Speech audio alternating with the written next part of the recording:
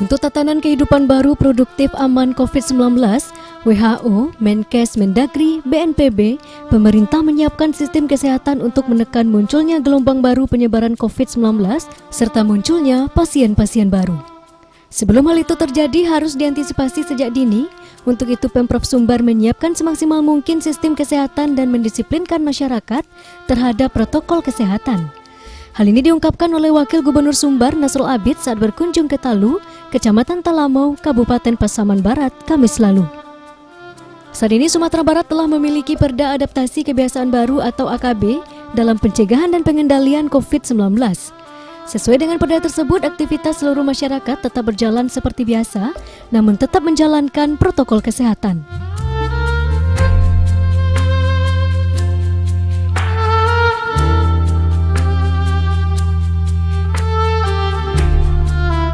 Ibu Bapak yang saya hormati, kedatangan saya ke sini adalah memang kami kunjungan kerja.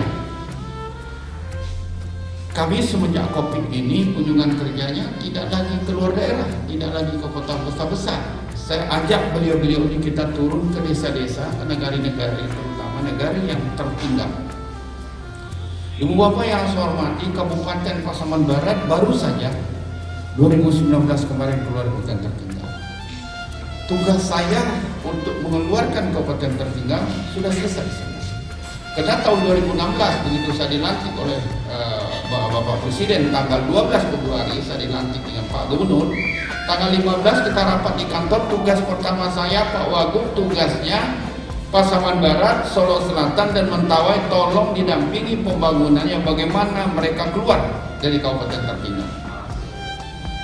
Ini tugas berat saya. Berat sekali. Karena saya di pesisir selatan itu waktu saya masuk 2006 itu negara saya 37. Saya mekarkan sekarang terakhir itu 182 negara. Tidak ada di Sumatera Barat yang berani memekarkan negara segitu banyak. Saya mekarkan dengan catatan kita tidak merusak adat istiadat, kita tidak merusak lembaga, urusan sako pusako itu urusannya nenek mama. Tidak kita gaduh dan itu berbunyi di dalam kerja kita. Tidak ada yang tersinggung masalah adat istiadat. KBSSBK-nya jalan, semua jalan. Alhamdulillah. Dan itu terakhir, saya masih ingat SK-nya itu tanggal 26 Juli 2012. Itu SK ditutup. Tapi kami masih cepat pemekaran kecamatan. Waktu saudara 12 kecamatan bisa menjadi 15 kecamatan. Sudah itu tidak ada lagi. Karena memang pemekaran ini harus mendapat nomor induk register pada kalau sekarang mungkin ekonomi daerah pemerintahan umum. Kalau dulu di bidang pemerintahan umum sekarang jalan. Nah, jadi bapak-bapak begitu.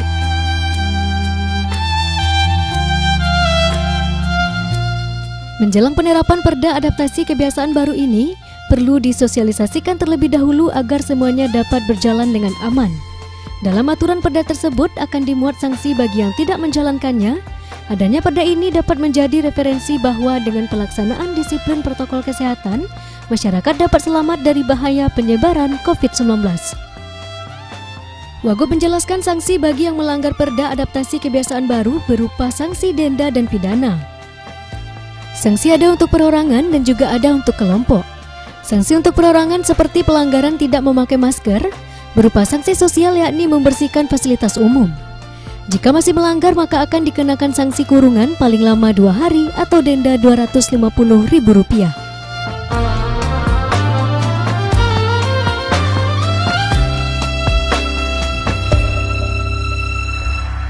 Semua sawit mulai dari Agam sampai ke utara di sini dari Pasaman nanti pengapalannya tidak lagi ke Teluk Bayu, makanya jalannya perbesar. Jadi sawit dari Pasaman nanti bisanya keluar di sini, dikapalkan melalui Teluk Tapang. Kalau itu sudah hidup Teluk Tapang, penyangga Teluk Bayu, insya Allah kesejahteraan Pasaman Barat itu akan melesat ke atas. Dan nanti kapal itu bisa ekspor di situ. Ada yang lain-lain juga, bahkan ada rencana nanti di Teluk Tapang itu akan membuat refinery. Ada juga turunan dari sawit, pabrik-pabrik akan ada dari sawit. Karena memang anunya sudah disiapkan. Itu sudah tersedia anggaran sampai 2024 itu berapa ratus miliar untuk menyelesaikan pembangunan Teluk Tapang. Alhamdulillah kita bisa dibantu dari pusat. Nah, jadi kita harus bicara ke depan adalah pembangunan yang bisa mensejahterakan.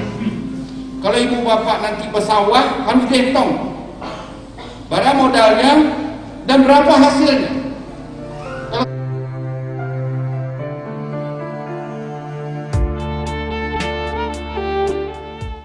Sanksi terhadap penanggung jawab seperti restoran, penginapan, tempat wisata dan SKPD bagi yang tidak menggunakan masker akan diberikan teguran lisan, tertulis, denda 500.000, pembubaran kegiatan, penghentian sementara dan pencabutan izin.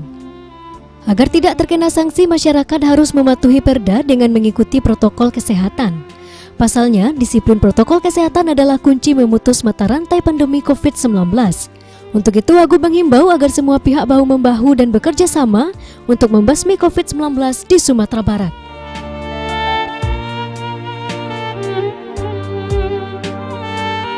Ngomong PKH, dan alhamdulillah memang hari ke hari, tahun ke tahun lah ya dikatakan ada perubahan. Nah, untuk itu saya mengharapkan kepada ibu semua, karena sudah ada rincian penggunaannya PKH itu ada ya, tolong ibu jangan melenceng dari itu. Waktu itu pernah kita evaluasi, ternyata tingkat kejujuran di dalam mempartner PKH ini memang ibu-ibu. Ibu-ibu ini kejujuran jauh lebih tinggi daripada bapak-bapak. Perbankan juga, pada di bankan coba lihat siapa yang kredit. Kalau bapak-bapak yang kredit banyak macam, kalau ibu-ibu yang kredit itu insya Allah lunas. Nah, karena ibu lebih hemat dan ibu lebih bertanggung jawab untuk itu. Dan ibu tidak mau ambil risiko. Kalau bapak-bapak, kalau tadi ada desa-desa tertinggal, kita memang akan masuk ke sana. Tapi saya tentu ingin apa betul yang dibutuhkan di negara itu. Soal tertinggal ini sama, saya juga dulu tinggal di daerah tertinggal, orangnya juga tertinggal, dari kampung mana.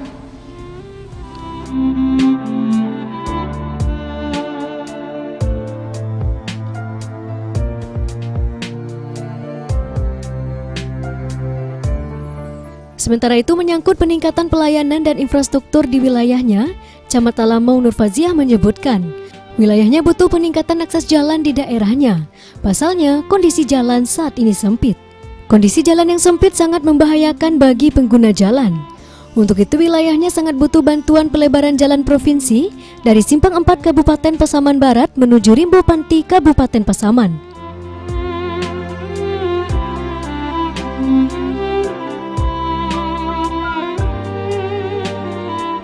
Kami rasa mungkin bagaimana Bapak untuk menuju ke Talamau ini juga cukup berat, jalan yang dilalui oleh berliku-liku untuk sampai ke Talamau ini.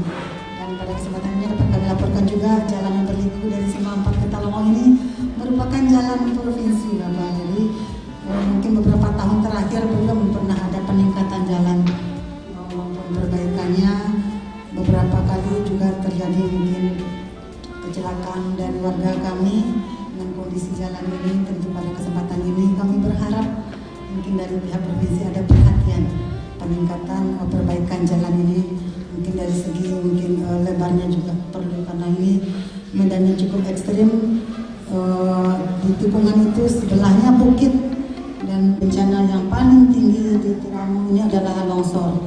Jadi mungkin perlu nanti perhatian dari Bapak beserta jajaran di provinsi bagaimana mengupayakan meminimalisir tingkat kerawanan di jalan antara Ibu Kota Simpang 4 dengan Ibu Kota Kecamatan Talamau. Kemudian yang kedua Bapak, bahwa kami juga masih punya jorong tertinggal, yaitu jorong Tombang Nagari Semeru, dan ini juga program prioritas di pemerintah Kabupaten. Alhamdulillah, tentu kami mengharapkan juga support dari pemerintah provinsi bagaimana jorong tertinggal di Tombang ini bisa lepas dari ketertinggalannya. Medannya juga ekstrim, jadi kurang 8 km lagi mungkin yang belum diselesaikan aspalnya. Ada 2 unit jembatan, dan ini tentu kalau ini dikeroyok bersama antara Bupati dengan pemerintah provinsi, mudah-mudahan membuka ekonomi masyarakat karena potensinya cukup bagus. Di sana ada pertambangan, ada sarang burung dan ada perkebunan. Di samping juga ada potensi ikan sungai yang termahal juga kabarnya mungkin di Indonesia, ikan tombang kilo ikan hidungnya itu 220.000 ikan tawar segar. Juga yang sudah diawetkan namanya ikan salai tombang.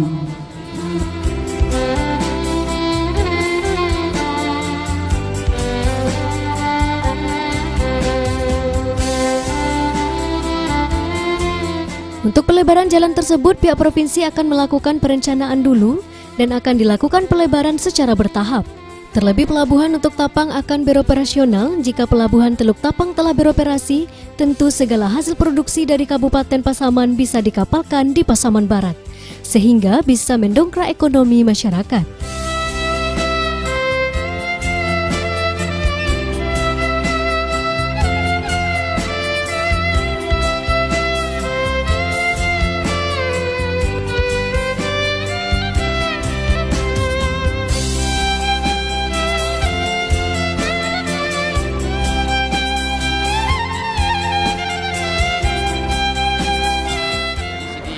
Balai jalannya ditugaskan di sini untuk dilakukan dibuat perencanaan dulu. Mungkin barangkali karena sekarang kita secara bertahap perlu dilebarkan karena antara Pasaman dengan Pasaman Barat ini kan tugasnya tugas provinsi.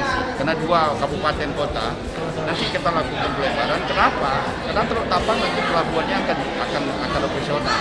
Kalau pelabuhan akan operasional, itu bisa hasil produksi dari Kabupaten Pasaman kita bisa kapalkan kepada Pasaman Barat, Teluk Tapang, sehingga ekonominya dia akan membaik, tentu membutuhkan infrastruktur. Secara bertahap, insya Allah, ini bisa kita kerjakan ke depan. Negara itu Pak? Ya, beberapa negara yang tertinggal Sumatera Barat 120. Sekarang sedang dievaluasi, informasinya 80. Kalau 80 yang tertinggal, ini pasti infrastrukturnya jelek. Pasti listrik tidak ada, komunikasi nggak ada, air bersih tidak ada, kesehatannya juga rendah. Nanti kita akan masuk. Jadi kabupaten itu dengan provinsi harus kerjasama. Di bidang kesehatan kerjasama seperti apa? Di bidang pendidikan kerjasama seperti apa? Infrastruktur seperti apa? Jadi ini yang perlu dibuat pemerintah ke depan, pemerintah provinsi, katakan hal ini gubernur harus membuat kerjasama dengan bupati wali kota untuk menyelesaikan permasalahan yang ada di kabupaten kota. Ingat, gubernur tidak punya wilayah. Wilayah yang ada sudah dibagi 19 kabupaten kota. Kita membantu kabupaten kota untuk percepatan pembangunan. Kemudian ke depan, kita membangun masyarakat ini, kita juga harus berpikir kesejahteraan. Tanpa sejahtera, mereka tidak bisa menyelamatkannya. Tidak bisa juga mereka sehat. Untuk itu, apapun hasil mereka, kita harus dihitung secara ekonomi. Harus dihitung itu artinya penjualan kita, pendapatan kita harus lebih besar daripada modal dan bisa menutupi kebutuhan. Jadi ada 2 batang air besar ya di Nagari sendiri ini wilayah masuk di Tombang itu ada batang Tiu, ada batang Tinggang. Nah, potensi ikannya ini sangat luar biasa. Kan merupakan ikan larangan dan peliharaan tidak ada semenjak dulunya. Dan ini masyarakat mencari nafkahnya melalui menangkap ikan dengan cara tradisional dan ikannya selalu menghasilkan panen yang banyak. Setiap hari pasar mereka bawa ke pasar di hari Rabu, sebagian dijual segar, sebagiannya mereka awetkan melalui ikan salai. Nah, ini juga bisa meningkatkan kesejahteraan kalau dikelola secara lebih baik. Jadi kendalanya selama ini seperti apa Bu? Selama ini tentu akses jalan untuk membawa hasil mereka ke pasar. Kalau kondisi jalan yang belum memadai, akan bisa mereka menggunakan daya lebih besar daripada harga ikan mereka. Kalau terkait internet cukup apa? Internet masih ada jadi spot. Oh, di mana? Di Tombang tadi itu kata beliau. Di mana Bu? Bumbang. Di Jorong Tombang. Jorong Tombang. Ya. Tinggal sini masih susah ya? Ya, susah. Ini harapannya kita seperti apa nih? Harapan ke depan tentu semua jaringan-jaringan ini dibangun pada jaringan transportasi maupun komunikasi agar masyarakat bisa menikmati hidup sebagaimana masyarakat yang tidak terdiri. Berarti anak untuk sekolah ini kan belajar daring sebenarnya. Seperti apa Bu? Jadi kalau daerah yang sport online ini mereka sistemnya offline. Online ya? Dulu di sekolah memberikan tugas, diberikan kepada orang tua jemput, nanti setelah dikerjakan oleh murid, nanti orang tua lagi mengerjakan.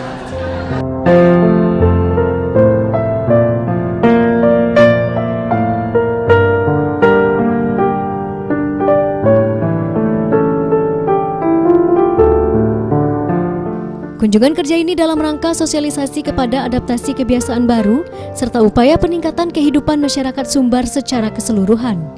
Pada pertemuan dengan tokoh masyarakat, Forkopinda serta PKH dan TKSK setempat.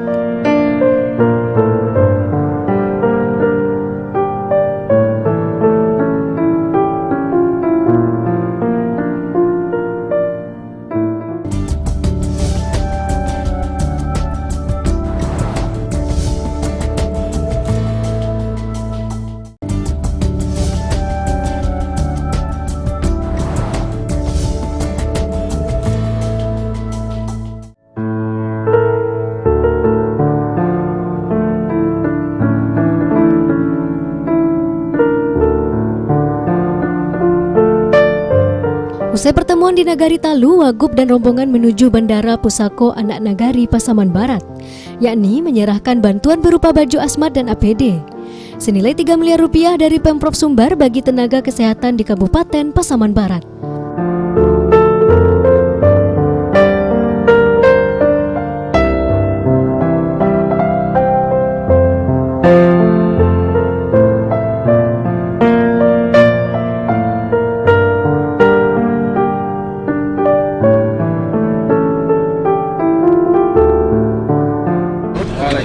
Yang saya hormati Pak Sekda, kepala BPBD Provinsi, kepala BPBD Kabupaten Pasaman Barat, Bapak dari kepala BPBD, dan rekan-rekan saya dari Provinsi dan juga dari Dinas Kesehatan. Terima kasih bahwa sesuai dengan jadwal hari ini sudah sampai di sini bahwa kita akan menyerahkan APD. APD ini jumlahnya ini adalah level 3 ya, premium ini 3.000, kemudian hand shoulder 500 di 5 dus ya kali 50 dan 50, hand shoulder non steril juga 20 dus. Ini ada semua Pak Sekda kami serahkan bahwa di mana saat ini pandemi ini belum berakhir ya, setiap hari itu tambah, hari ini 125. Kami tentu mengharapkan kabupaten kota ini jangan di-drop semua ke provinsi. Kalau di sini sudah punya karantina, di sini saja dulu, karena provinsi juga meledak. Ya. Nah, harapan kita semua tenaga kesehatan jangan sampai mereka jadi korban. Ini alat, ini asmat, ini silakan mereka pakai. Tenaga kesehatan perlu disiapkan duluan. Dan tolong mereka diperhatikan kesehatannya, dan juga mereka diperhatikan apa keluhan-keluhan dari tenaga kesehatan ini. Mereka mungkin perlu ditambah, disupport sampai ke beberapa bupati, ya mungkin susunya atau vitaminnya tolong disupport ya. Dan kita belum selesai, pandemi ini tidak jelas kapan akan berakhir. Waktu kita rapat, mungkin 3 minggu yang lalu di Sumatera Barat, di provinsi kita rapat, ada permintaan akan PSBB kembali. Itu sudah mustahil, tidak mungkin. Kita tetap sekarang kesehatan kita tangani, ekonomi juga jalan, tidak ada PSBB. Untuk itu disiplin masyarakat perlu ditingkatkan. Karena perda yang sudah ada, sekarang kita lagi menunggu ya, lagi menunggu dari Kementerian Dalam Negeri. Setelah itu selesai, Bapak tidak usah Pak Sekda buat perda lagi, ini langsung action lapangan.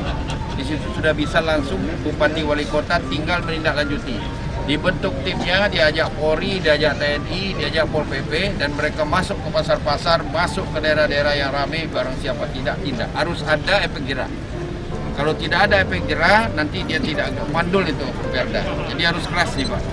Harus tim yang keras, minimal ada yang kena sanksi, termasuk PNS juga kalau ada ASN, harus kita kasih efek jerah, 250.000 atau kurungan 2 hari 2 malam.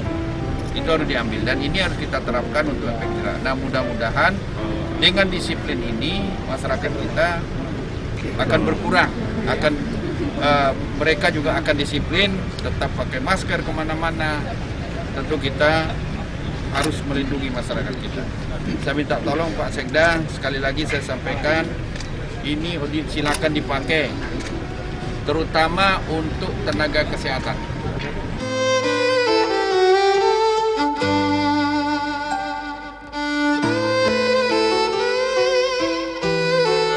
Dengan adanya bantuan ini diharapkan semua tenaga kesehatan jangan sampai menjadi korban COVID-19 saat menjalankan tugas di lapangan. Selain itu, Wagub juga meminta kepada pihak kabupaten tolong diperhatikan keluhan-keluhan serta kesehatan mereka berupa vitamin, susu, dan sebagainya. Pasalnya, pandemi ini tidak dapat diprediksi kapan berakhirnya. Untuk itu, dengan adanya perda adaptasi kebiasaan baru nanti, pihak kabupaten dan wali kota tinggal menindaklanjuti dengan membentuk tim yang melibatkan TNI Polri dan Satpol PP untuk melakukan aksi di lapangan sehingga dapat memberikan efek kerja kepada yang melanggarnya. Dengan disiplin protokol kesehatan dapat menekan penyebaran COVID-19 di Sumatera Barat.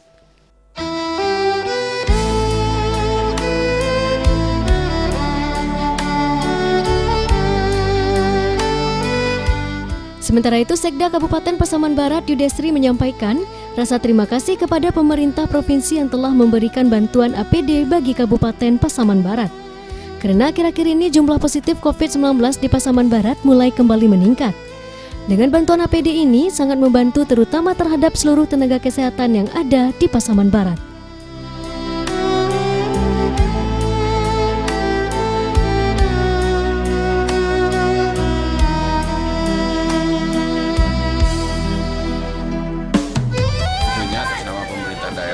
Pasaman Barat mengucapkan terima kasih yang sebesar-besarnya kepada pemerintah provinsi melalui Bapak Wakil Gubernur yang telah memberikan bantuan berupa APD terhadap Kabupaten Pasaman Barat, yang kita tahu bahwasanya pada saat ini memang kita mengalami kembali kenaikan angka COVID ini. Tentunya bantuan ini sangat membantu, ya, terutama untuk seluruh tenaga kesehatan kita yang ada.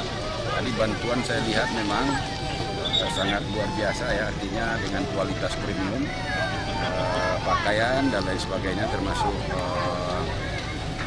masker. Tentunya ini akan kita manfaatkan dengan sebaik-baiknya. Sekali lagi atas nama pemerintah dan masyarakat Pasaman Barat mengucapkan terima kasih yang sebesar-besarnya kepada Bapak Wakil Gubernur yang telah memberikan bantuan ini. Nilainya tadi saya dengar hampir 3 miliar. Ini akan kita distribusikan sesuai dengan petunjuk kepada rumah sakit, kepada dinas kesehatan, dan ada tempat karantina mandiri kita di Diklat Talung. Karantina pemerintah, ya, di Diklat Talung itu bisa menampung kapasitas 40 sampai 60 orang, dan sampai saat ini sudah terisi 50%. Karena beberapa minggu belakangan memang Pasaman Barat termasuk mengalami kenaikan angka yang terpapar atau positif COVID-19 ini. Saat ini berapa, Pak? Sampai saat ini sudah 26 yang kita karantina di Diklat Talung.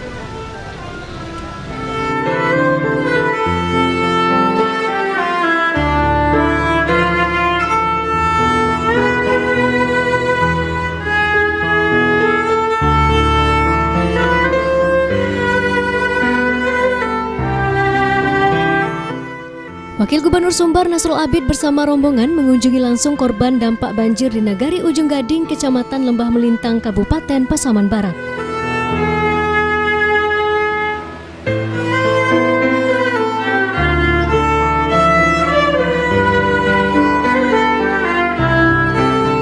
Akibat hujan lebat yang terjadi 4 September lalu, menyebabkan sedikitnya puluhan rumah penduduk di Jorong Lombok dan Jorong Irian terendam banjir dengan ketinggian mencapai 3 meter. Dalam kunjungan tersebut, Wagub juga mendatangi beberapa rumah korban banjir serta meninjau kondisi jembatan yang putus akibat diterjang banjir tersebut.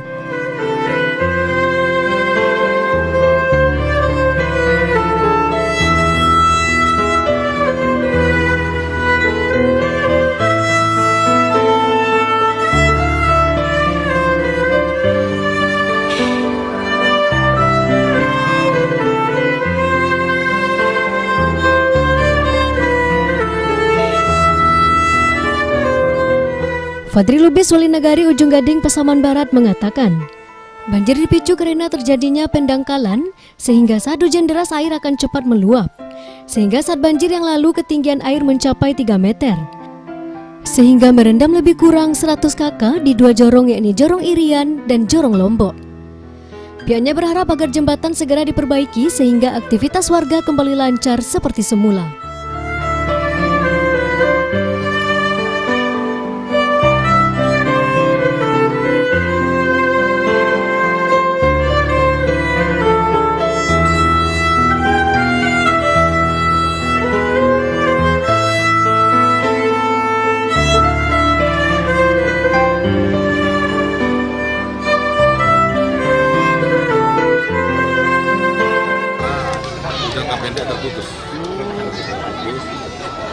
itu ini kan dalam suatu kejorokan tapi lalu lintas antar pemukiman. Kemudian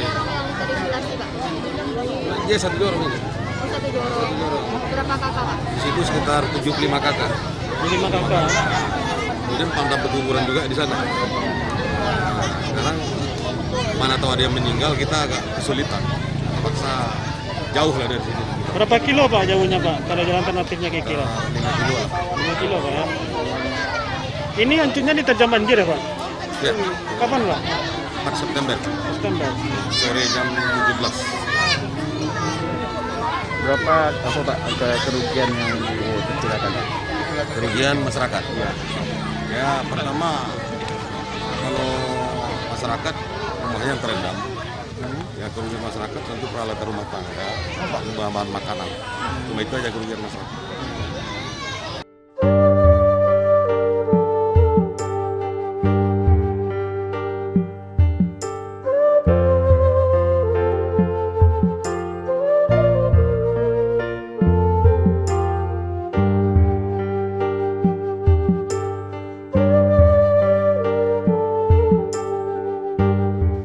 Sementara itu, Wakil Gubernur Sumbar Rasul Abid saat meninjau lokasi mengatakan, jembatan yang putus akan segera dibangun kembali dengan dana BTT atau dana tidak terduga dari Kabupaten Pasaman Barat. Selain itu, pihak provinsi juga membantu sebanyak 150 juta rupiah untuk memperbaiki fisik jembatan tersebut. Selain itu, Pemprov juga akan membantu ratusan batu baronjong untuk menahan arus air.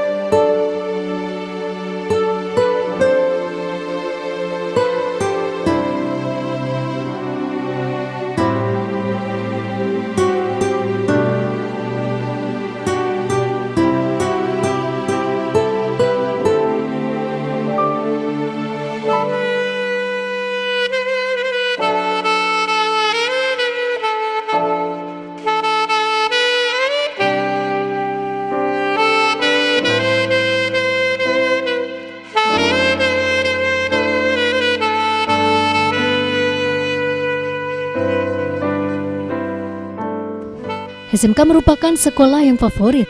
Kedepannya, anak-anak SMK akan dibekali dengan keahlian dengan melakukan kerjasama dengan perusahaan-perusahaan, dengan menghadirkan badan sertifikasi, sehingga anak-anak tamat SMK dapat diterima langsung di dunia kerja. Untuk itu, jangan malu anak bersekolah di SMK.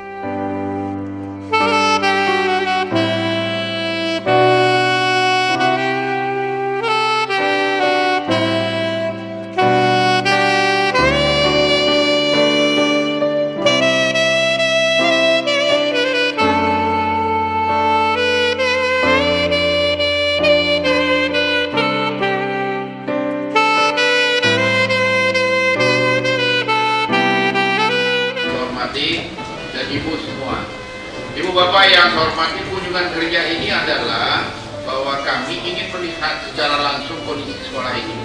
Tadi Pak Kepala Sekolah sudah menceritakan kekurangan. SMK ini adalah sekarang salah satu program pemerintah yang harus menciptakan siswanya untuk masuk ke pasaran kerja. Saya buka supaya suaranya agak terang. Kenapa Bapak Ibu yang saya hormati? Kita tidak bisa menghindar dari COVID ini. Yang ingin menyelamatkan diri kita adalah kita sendiri, bukan orang lain. Untuk itu, protokol kesehatan yang menjadi kehidupan kita sehari-hari, kita harus mengadaptasi, kita harus menyesuaikan diri dengan itu. Karena tanpa kita sadar, tanpa disiplin, kita akan terkena corona ini. Tentu dari Pak Bupati nanti dibentuk, ada Pol PP, ada Polri, ada TNI. Waktu kita sudah dengan Pak Kapolda dengan Danrem, ketok palu dilaksanakan. Sekarang sedang dilakukan verifikasi di Kementerian Dalam Negeri. Minggu depan itu sosialisasi, dan akhir bulan ini itu ada action di lapangan. Barang siapa ketemu di lapangan tidak pakai masker di pasar, itu nanti didenda 250.000 atau dikurung 2 hari 2 malam. Pilihannya cuma 2, dikurung atau denda 250.000. Jadi tidak ada toleransi. Kenapa ini dilakukan? Karena banyak masyarakat kita yang tidak disiplin.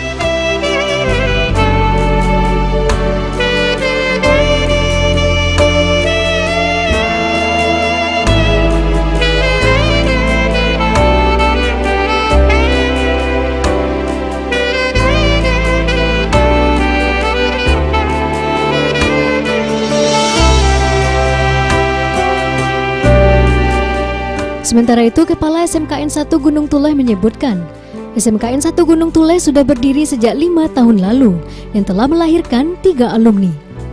Saat ini jumlah siswa di SMK ini berjumlah 361 siswa, dengan jumlah rombel sebanyak 13 rombel, dengan program keahlian akuntansi, tata kelola perkantoran, keuangan lembaga, ternak unggas, dan ternak ruminansia. Menyikapi pembelajaran saat pandemi COVID-19, pihak sekolah melakukan PBM dalam 2 shift yang dilakukan secara bergantian selama 1 minggu dengan jumlah siswa per kelas 15 orang.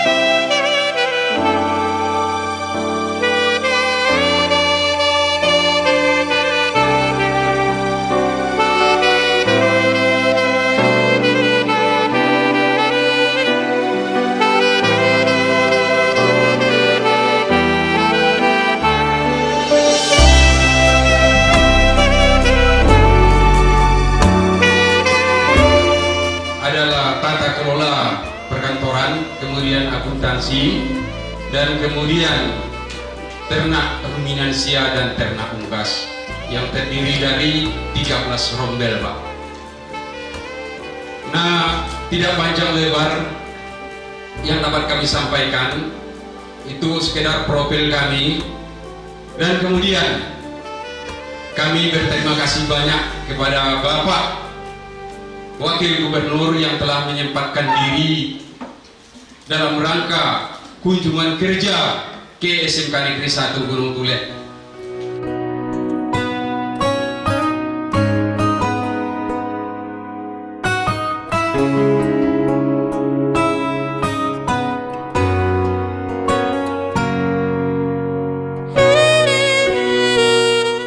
Salah seorang siswa kelas 12 Lerin Ariska menyebutkan, saat ini pembelajaran dilakukan secara daring dan tatap muka yang dilaksanakan selama 2 shift, di mana 1 minggu belajar di sekolah dan 1 minggu belajar di rumah.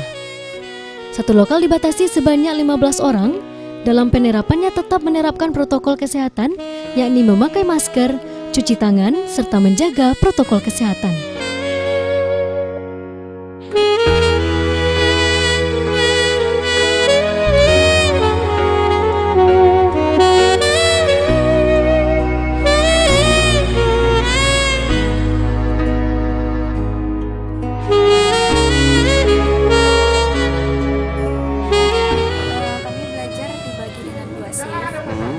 Seminggu nanti belajar di rumah dan seminggu belajar di sekolah. Jadi dalam satu lokal itu dibagi 2 untuk yang selama di rumah itu untuk dan untuk yang di sekolah itu prakteknya. Itu sejak berapa lama itu belajar kita tatap muka? Sekitar mulai bulan Agustus. Itu tetap memakai protokol kesehatan itu ya? Ya, harus di jarak-jarak itu ya? Makanya dibagi 2 supaya tidak terlalu banyak di dalam ruangan.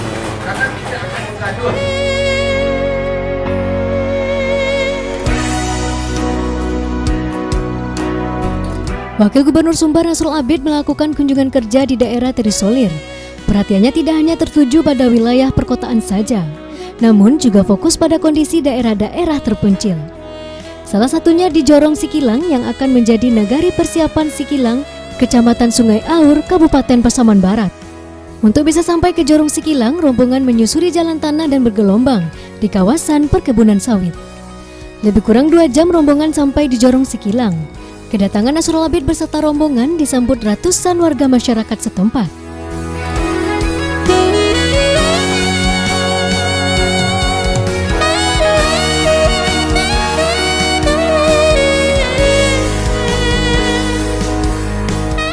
Wali Nagari Persiapan Sikilang, Nafriadi menyebutkan, untuk menuju pusat kabupaten dari Jorong Sikilang ada sekitar 30 km dengan memakan waktu sekitar 3 jam, dengan perjalanan dalam kondisi jalan saat ini.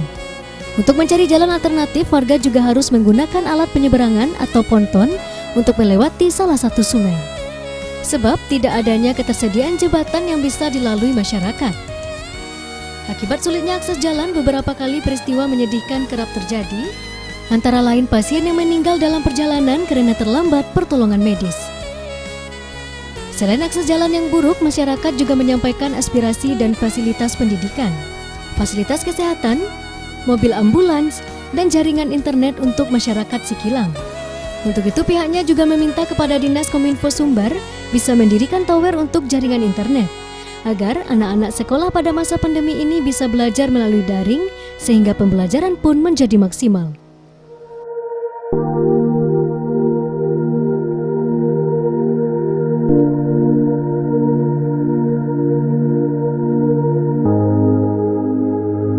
Tentang jaringan data itu kan sekarang lagi pembelajaran daring sampai hingga siswa kan mahasiswa itu belajar di pinggir pantai kadang-kadang dapat itu yang saya bilang tadi bagi lah kan yang B sialah kan yang bane dalam lah kan yang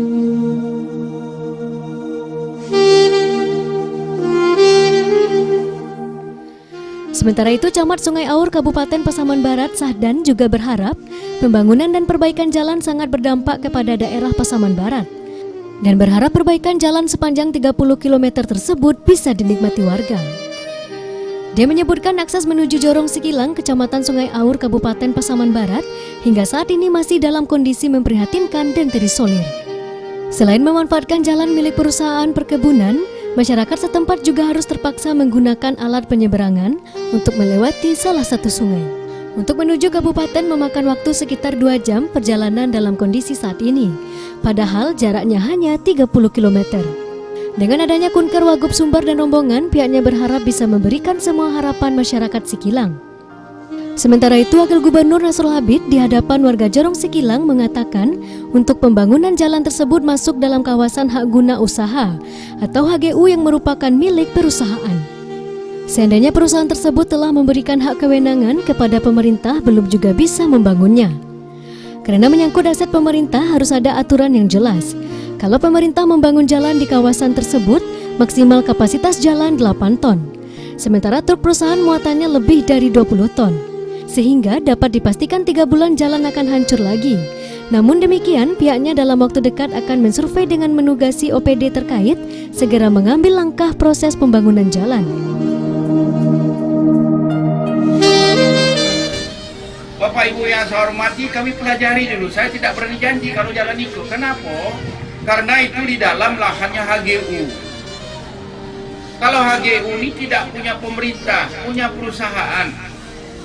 Atau kalau nyuagi itu HGU, nyuagi Kangkawa, nanti kita membangun jalan maksimal boleh beratnya tonase 8 ton. Kalau orang kabun bisa 20 ton. 3 bulan jalan gitu aspal, hancur balik. Siapa yang mau pemeliharaan? Nah, kita tentu tidak mau. Di samping itu, kalau memang itu HGU, pemerintah tidak boleh membangun di atas lahan orang lain. Karena pemerintah pusat, pemerintah daerah itu jadinya dihitung menjadi aset.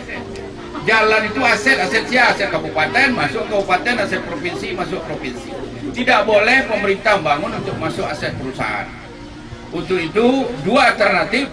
Tolong pelajari yang pertama, status jalan yang tadi. apakah betul sudah diserahkan. Kalau diserahkan kita bisa. Tapi nanti ada komitmen berikutnya.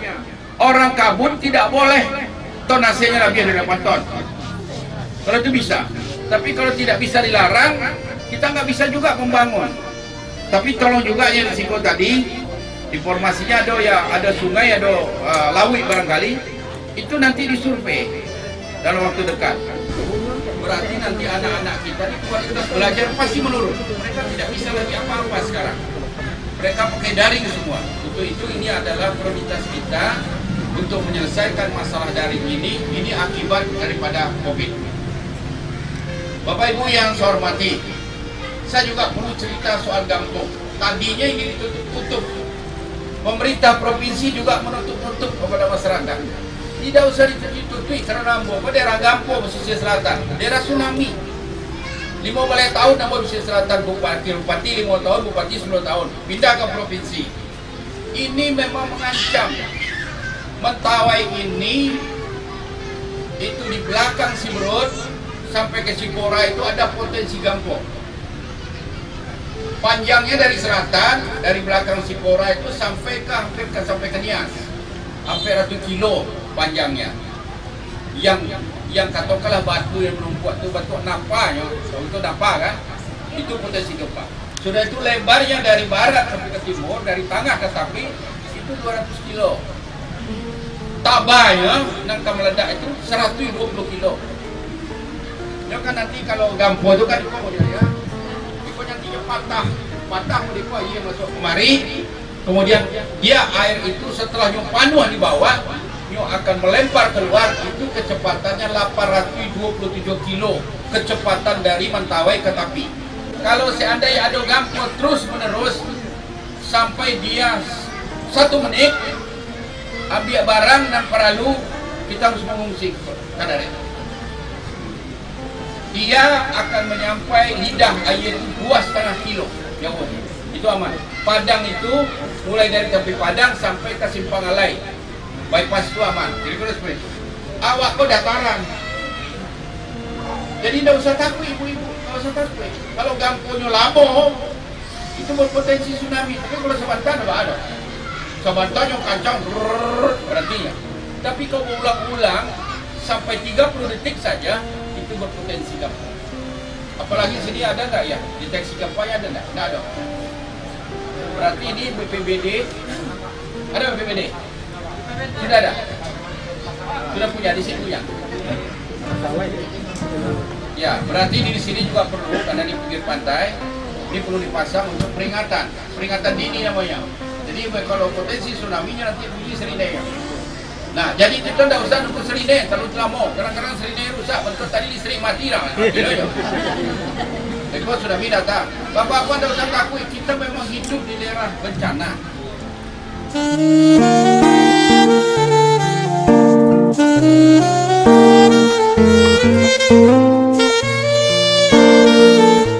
Dalam kunjungan tersebut, Nasrul Abid menyerahkan bantuan berupa alat pelindung diri, bola kaki, bola voli, serta toa kepada Camat Sungai Aur. Kunjungan kerja ini juga ikut sejumlah SKPD di lingkungan pemerintah Pemprov Sumbar.